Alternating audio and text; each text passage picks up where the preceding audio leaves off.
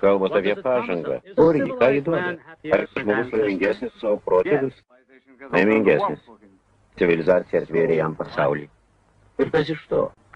Žmogus sužinojo, kad jis žemėje ne vienas, kad yra ne tik jo šeima, ne tik jo tauta, kad už kalnų, už vandenyno yra ir kitos šeimos, kitos gentys, kitos tautos, kurias galima užpulti, apiplėšti, sunaikinti. Jūs suprantat, kas yra tikroji pažanga. Mr. Dariau, čia pas jūs. Stasy. Iš kur atsirada? Kas tas yr? Per naktį čia. Sužinau, kad išleis. Ir sako, parveš. O ko gal neišleis? Išleis. Jeigu neišleis, tu pats pabėgčiau. Sulopi. Žinoma, ir pats stengiausi. Dyna naktį. Ir šiokių tokių naujynų. Ne, taviškai visi sveiki. Laukuomet sugrįši. Tai kokios naujienos? Radau nebrangį belanką.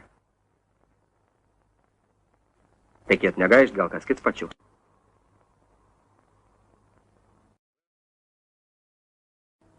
Taip, skaidysma, lakstysma, uždarbiausma. Ir per Atlantą.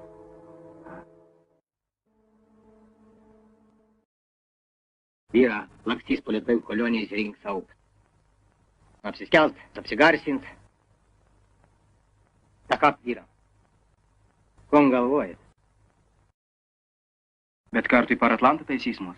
Kitap neišės. Mes skrisime į Lietuvą. Lietuvių tauta laukia iš savo sūnų ir drąsesnių žygių. Mes gyvendami tokiais laikais, kada stengiamasi panaudoti orą žmonijos reikalams. Hello? Taip, taip, Stasy.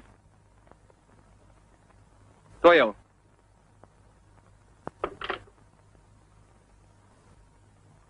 Važiuojam, Petrai. Steponai, tikroji Girčiaus pavardė Girskis? Girskis. Kariuomenė amerikoniškai persikristėjo Gečia. Girskis. Darius ir Girskis. Darius ir Girčius.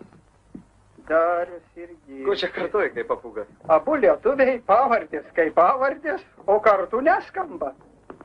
Kad tik tiek tu bėdutė būtų, Petrai. Turi skambėti. Šitoks žygis.